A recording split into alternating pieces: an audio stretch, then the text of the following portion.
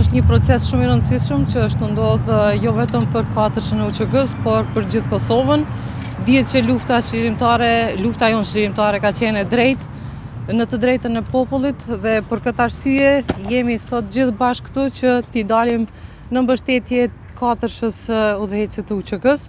Ne shpresojmë që ky verdikt jo sot, por në të ardhmen i gjykatësve, trupit gjykues, të jetë në të drejtën e tyre, në të drejtën tonë. Faleminderit shumë. Zonja Selimi, ju keni qenë vetë ushtare në UÇK. Si e keni parë ju si ushtarë dhe si pjesëtare UÇK-s pretendimet e prokurorisë për qëllimet për cilat ju keni luftuar?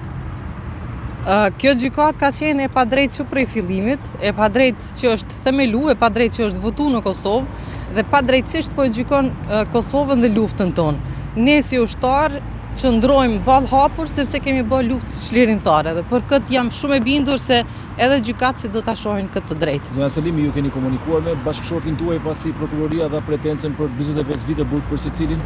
Po, kemi komunikuar dhe nuk është pritur gjë më e mirë për kësaj gjykate përveç se ajo shumë që ata pretendojnë se duhet të dënohet, mirë po atë numër të dënimit nuk do ta pranojë gjykata dhe nuk e besoj që do të jetë ajo shifër e dënimit, sepse unë pres që ata të lirohen. Faleminderit shumë.